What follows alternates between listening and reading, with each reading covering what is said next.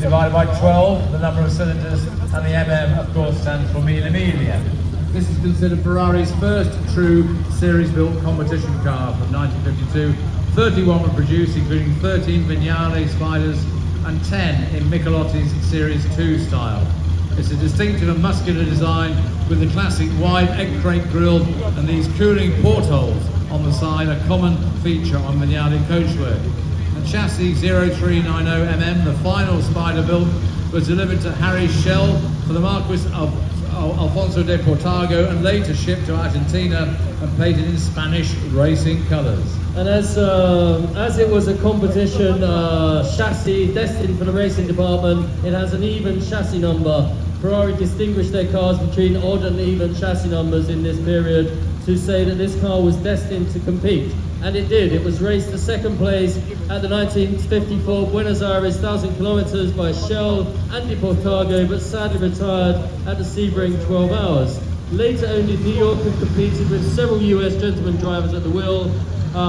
It was damaged in transit and dismantled and later rebuilt in the 70s.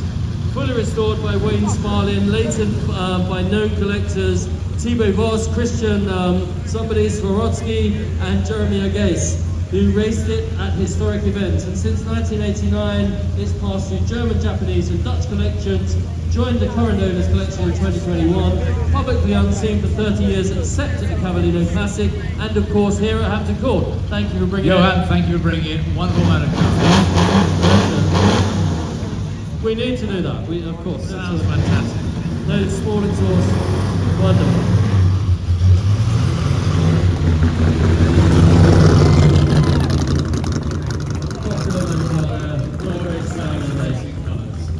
And now we have something from Britain, the 1955 Aston Martin DB3 S Coupe from the collection of the Honourable Sir Michael Kaduri. Developed as a lighter, more competitive successor to the DB3 with a much more slender, delicate, low-slung and shapely coachwork design. It has a tubular steel chassis, aluminium body, close ratio 4-speed gearbox, powered by the 2.9-litre Lagonda base straight 6 with triple SUs, around 225 horsepower. The 3S was praised by racers in period for balance and handling, and good looks of course. Handling and balance were taken care of by a double wishbone with coils at the front, live axle and leaf springs at the rear, and only 31 DB3Ss were built, a combination of works cars with the twin cylinder head and customer cars. The majority had open body styles, whereas this example, as you can see, chassis number 119 is one of only three fixed head coupe examples. It was a competitor in period with notable victories including the 1953 Tourist Trophy with a 1-2 finish, Goodwood 9 hours. It was second at Le Mans in 1955 and 56. Its final success was a remarkable second overall in 1958 Le Mans, with the Whitehead brothers sharing responsibility of driving. Delivered in 1956 in battleship grey with red leather. Past owners include Keith Schellenberg, Jim Freeman, Simon Draper. It's now been restored for the current owner by R.S. Williams. Good to see them in the car today, in the safe and passionate custodianship of the esteemed great supporter of our concourse, Sir Michael Kaduri. Neil Jackman, thank you very much for bringing the car. It's the 1955 Aston Martin DB3S Coupe. And just let's drink this in for a second. To the left there, Richard, look at that lineup of early cars.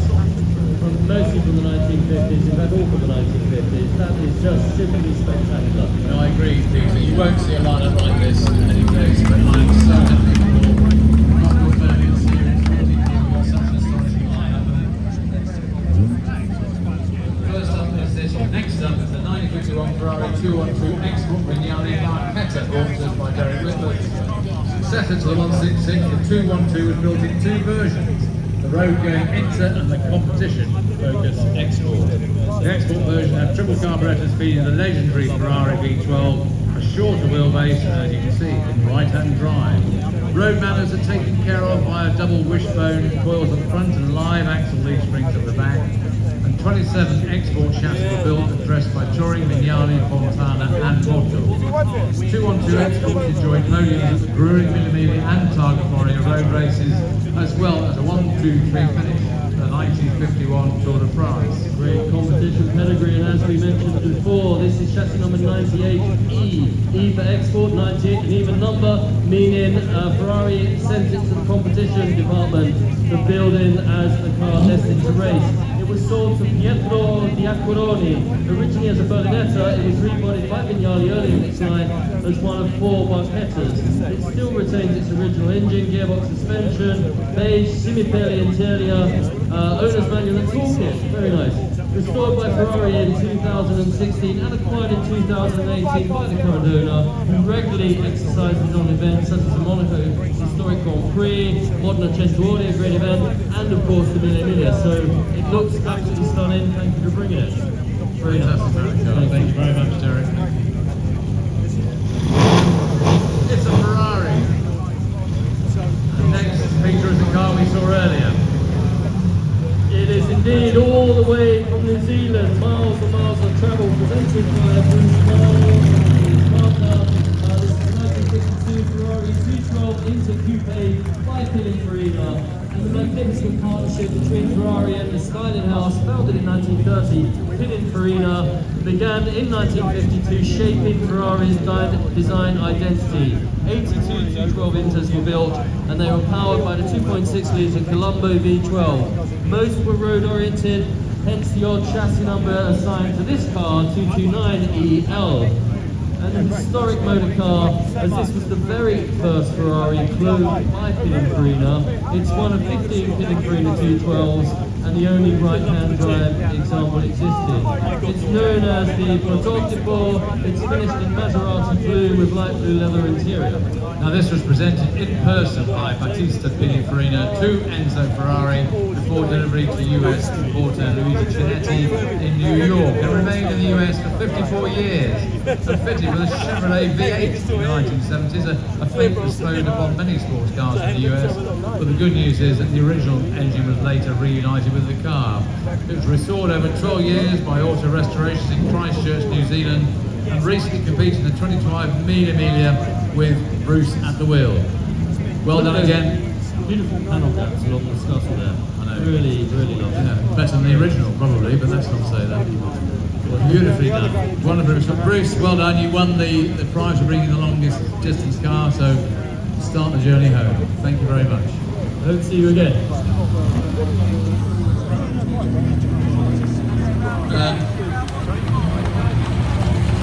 Next, 1952 Jaguar C-Type, brought to us by Hans-Martin Schneeberger, developed out of the XK120C. Jaguar C-Type debuted in 1951 with a 3.4 litre XK-6, producing around 200 brake horsepower.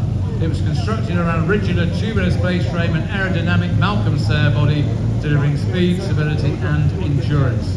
The C-Type won Le Mans outright on its debut in 1951, and the XK engine powered Jaguars that would be victorious at the greatest British sporting event held in France no fewer than 5 times in the 1950s. And this example, familiar car to me actually, I remember this car from many years back. Chassis XKC015 was delivered in October 1952 to Charles Hornberg, Jaguar's Beverly Hills agent, and later sold to the bespectacled racer Maston Gregory. Little story about Maston Gregory. He looked a bit more like a jazz musician actually than a racing driver. But the other thing is, when he knew he was getting into a scrape, into an accident, they weren't wearing seatbelts in those days, he would famously leap out of the car before it ended up in the hay bales. So Maston Gregory, if you look at a photo of him, you wouldn't expect him to be a racing driver, but he was. Gregory scored victories at Stillwater, Golden Gate Park, and offered Air Force Base, and also loaned his C to Road and Track for its very first C-Type test. Later adapted for road use, it returned to Europe in the 1980s and rallied by Tom Candlish for 25 years. Active in leading historic events, Goodwood Revival, Monaco Historic Grand Prix, Le Mans Classic, the Tour Auto, the Mille Miglia, and Hampton Court, of course. And the Welsh Tour, but not this car. Although the owners were there, the car wasn't. But great to see you again. And if you're going to look at the history of Jaguar in the 1950s, 5 times Le Mans winners, you can't do without seeing the Jaguar D-Type. Now the successor to the C-Type. Here we have a 1955 Jaguar D-Type presented by Philip Baird. The D-Type was built with one purpose in mind, to race, and in particular to race and win the 24 Hours of Le Mans. Its aerospace-inspired aluminium monocoque and steel subframe were clothed in beautifully purposeful curves. Its aerodynamic shape was inspired by Malcolm Sayers, his experience in the aircraft design industry. And its vertical fin, as you can see here, which grew over time with the later works cars, was refined in wind tunnels for high-speed straight line stability. These cars were capable of in excess of 170 miles per hour on the straights. Power came from, again, its 3.4 litre XK Straight 6 with dry sump lubrication and four-wheel disc brakes, first seen on the Jaguar C-Type. Not only did it compete at Le Mans, it won outright, no fewer than 3 times in 1955, 6 and 7. And this example chassis XKD523 was built in November 1955 and exported to the US and sold to Roberts Harrison and then later to Walter Huberlin. Raced on Concours Field at Watkins Glen, Harewood, Acres, Nassau against Deportago, Phil Hill, Shelby, Moss. Great drivers in period. Fitted later with a rare 3.8 litre 5 Series Works engine. It's been fully restored by the experts at CKL Developments in 2008 and is still very active at major UK events. Philip, thank you very much for bringing this wonderful 1955 Jaguar D-Type. The thing many people miss on the D-Type is the bonnet hump. It's asymmetrical because it's just minimal clearance of the engine. I love a D-Type.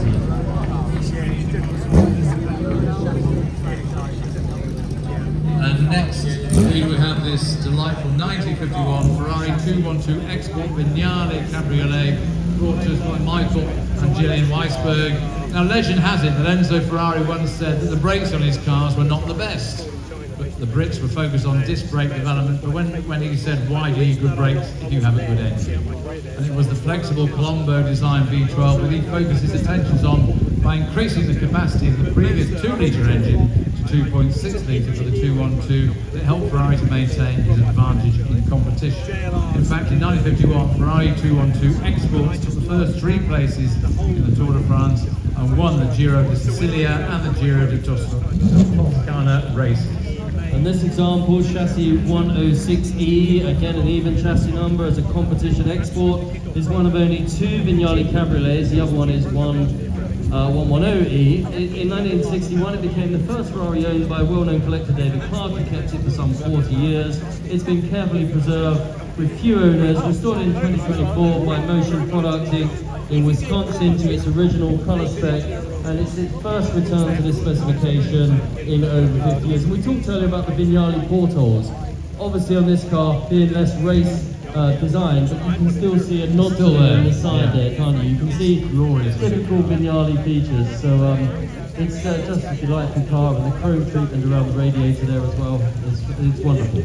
Thank you very much for bringing it. That's the 1951 Ferrari 212 Export Vignale Cabriolet, brought to us by Michael and Gillian Weisberg. Thank you very much indeed. Beautiful motor car. Here comes trouble. Here comes trouble. So we've got now coming up the 1956 AC Ace-Bristol, presented by Philip Highlander, a great friend and supporter of the Concours. AC Ace was launched in 1953 with a tubeless chassis and independent suspension, and the versatile and reliable Bristol 2-litre straight 6 motor transformed it into a racer. It was also the John Tugero designed chassis and body design that was fitted with a V8 motor later on to give birth to the Ace Cobra and then the AC Cobra stroke Shelby Cobra.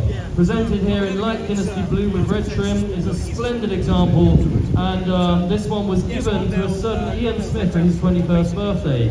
Upgraded in period with factory support, having stiffer suspension, cut-in vents, larger discs, tuned engine, and around just under 150 horsepower. And it was raced by Smith under the Team Triple S banner. You can see the motif on the side of the car there, the flag of St George with Triple S, and scored a landmark win at Full Sutton in 1958, beating none other than Jim Clark's Porsche 356.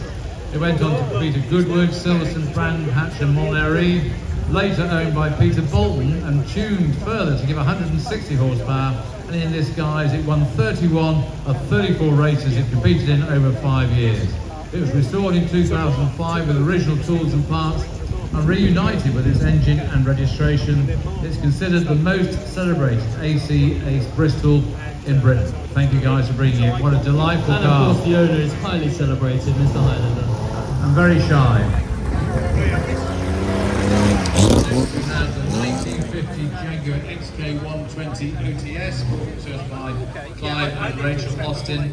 Now, Jaguar's XK120 was launched at the 1948 Earls Court Motor Show as a showcase for the new XK straight six engine. It became iconic. And what a sensation it caused. Imagine this swooping, flowing, leaping cat on the roads in immediate post-war Great Britain. It was graceful. It had the harmonious, sinewy lines of a leaping cat. It had pace. The 120 stood for its incredible 120 miles an hour top speed, and it had space. Well, two seats are plenty anyway. And these cars were snapped up by leading celebrities and race drivers of the time. The very first car was destined for Hollywood royalty, none other than Clark Gable. Early cars were clothed in aluminium, but by 1950 steel body production began. And Sir William Lyons had an incredible knack of producing extremely exclusive and sexy motor cars in volume at a very low price point, and they were very successful in competition. Well, in fact, competition was something that William Lyons was very keen on, but for a different reason to Enzo Ferrari, who was a racer at heart. Jaguar went racing with the main objective of promoting and selling more of their road cars, and they did. They were a volume producer of the most wonderful cars. Finished on the 8th of November in 1950, this Time Warp example is one of only 602 12 right-hand drive steel-bodied XK120s, still with spats and steel wheels. It was first sold to the F3 racer David Brake and raced before his death in 1951. The family retained his car until 1989. It was later owned by a well-known connoisseur, the late Hugh Taylor, with just 4,000 miles. It now shows a mere 6,000 miles. Incredible. Described by the specialist Guy Broad as perhaps the best preserved XK120 there is, it remains unrestored, matching numbers, original paint, chrome and interior, and it's incredible when you look at the condition now to think this is original. It's been sympathetically recommissioned, it's still in use. It's done the Chelsea Walsh climb in 2024, the RAC Club Trophy winner at Hampton Court, and as such, we see it today invited to the Concours of Elegance at Hampton Court Palace. So, congratulations on your victory last year, and thank you for being with us this year. And it's a superb It's a gorgeous motor car. It's a delightful 120. If you're restoring an XK120, ladies and gentlemen, come and have a look at this car, because this is how the factory builds it. Listen to it, very 6,000 miles. I think you're clocking it, I think you switch the odometer off, I do. But what a wonderful motor car. Thank you, Clive and Rachel Austin. Jaguar XK120 OTS from 1950. The winner of last year's RAC Club Trophy, and therefore our guest here at Hampton Court this year. 6,000 miles from you.